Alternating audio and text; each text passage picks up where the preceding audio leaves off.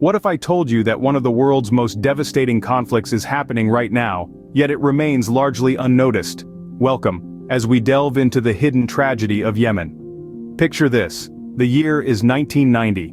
The Republic of Yemen is born. The unification of North and South Yemen, once a cause for celebration, quickly takes a sour turn. 4 years later, in 1994, a civil war erupts between these newly joined regions. The southern separatists, feeling marginalized, rise against the northern government. The conflict is short but brutal, lasting only a few months. Yet the seeds of discord are sown deep. The turn of the millennium sees the emergence of a new player in Yemen's complex socio-political landscape, the Houthi movement. It starts as a theological movement to revive Zaidi Islam, a branch of Shia Islam. But by the mid-2000s it has evolved into a full-blown insurgency, challenging the Yemeni government's authority in the northern province of Sada. Now, let's take a moment to understand Yemen's intricate tapestry of tribal loyalties and religious divisions. It's a country where central government control is often nominal, and tribal affiliations can hold more weight than national identity. The Zaidi Shia Muslims, who form a substantial part of the population, especially in the north, have long felt marginalized by the Sunni-dominated government. This, combined with Yemen's precarious economic situation, provides fertile ground for the Houthi movement to grow. As the 2000s roll on, the Houthi insurgency intensifies. The government's heavy-handed response only serves to fuel the fire. By the time the Arab Spring arrives in Yemen in 2011, the country is a powder keg, ready to explode. The stage was set for a conflict that would soon engulf the nation, a conflict that continues to this day. The year 2011 marked a turning point in Yemen's history, a year filled with hope that quickly turned into despair. This was the year of the Arab Spring, a wave of protests, uprisings and rebellions that swept across the Middle East and North Africa, challenging authoritarian regimes and demanding change. Yemen was not immune to this wave of revolutionary fervor. Citizens, fed up with economic hardship and lack of political freedoms, took to the streets, demanding the resignation of President Ali Abdullah Saleh, who had been in power for over 3 decades.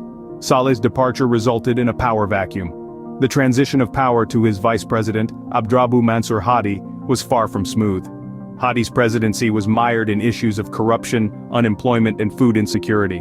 Moreover, the transitional government was seen as weak and ineffective, struggling to maintain control over the country's various tribal and political factions. Among these factions were the Houthis, a Zaidi Shia group from northern Yemen who felt marginalized under Hadi's leadership. The dissatisfaction and resentment they felt led them to rebel against the government in 2014. They managed to capture Sana'a, the capital of Yemen, forcing President Hadi to flee. But the Houthi rebellion was not just a local affair. It soon attracted the attention of regional powers, Saudi Arabia and Iran. Saudi Arabia, backed by a coalition of Arab states, launched a military campaign against the Houthis in 2015. They feared that the Houthi advance was a sign of increasing Iranian influence in the region, as Iran was suspected of providing support to the Houthi rebels. This regional rivalry escalated the conflict in Yemen, turning it into a devastating proxy war. The involvement of these regional powers with their superior military capabilities only served to exacerbate the conflict. What began as a local power struggle soon spiraled into a full-blown war, with devastating consequences for the people of Yemen. As Yemen descended into chaos, the world watched in silence. Behind the politics and power struggles, the real victims of the Yemeni conflict are its people. This is a truth that bears repeating, for the human cost of this conflict is staggering. Imagine, if you will, a nation where nearly 80% of the population is in desperate need of humanitarian aid. That's the reality for the people of Yemen. Food scarcity plagues the land, with millions on the brink of famine. Children, the most vulnerable of all, are suffering from severe malnutrition, their tiny bodies bearing the brunt of a war they did not start. Healthcare facilities, already under-resourced, are further strained by the conflict. Medical aid is a precious commodity, often hard to come by. Diseases that can be easily prevented or treated elsewhere, like cholera, claim lives here. And that's not to mention the silent specter of COVID-19, adding another layer of complexity to an already dire situation. Then there's the issue of displacement. Millions have been forced to flee their homes, seeking safety wherever they can find it. They live in makeshift camps, under tarpaulins that provide little shelter from the elements, their lives uprooted, their futures uncertain. But amidst this grim landscape there is resilience. The Yemeni people, though battered and bruised, are not broken. Their spirit remains strong, their will to survive, unwavering. They continue to strive, to hope, to dream of a better tomorrow. International organizations are doing what they can to mitigate the suffering. They deliver food, water, and medical aid, often at great risk. But they face numerous challenges. Conflict zones are dangerous, and access to those in need is often blocked by the very forces causing the suffering. Yet, they persist, driven by a mandate to alleviate human suffering, to uphold the dignity of every individual, regardless of the circumstances. They are a testament to the power of collective action, to the indomitable human spirit that shines even in the darkest hours. In the face of such adversity, the spirit of the Yemeni people remains unbroken. Their resilience is not just a testament to their strength but a call to action for the international community.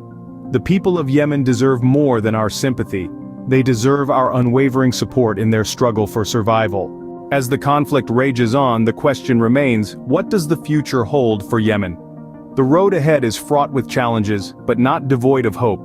Potential solutions lie in political negotiations, international intervention, and grassroots movements.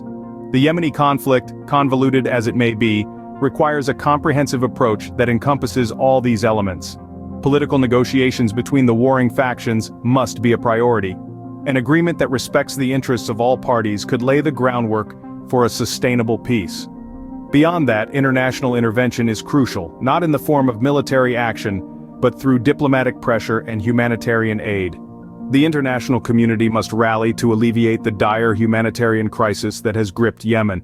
Yet the journey to peace is not solely in the hands of politicians and diplomats. Grassroots movements within Yemen can play a vital role in rebuilding the nation from the ground up.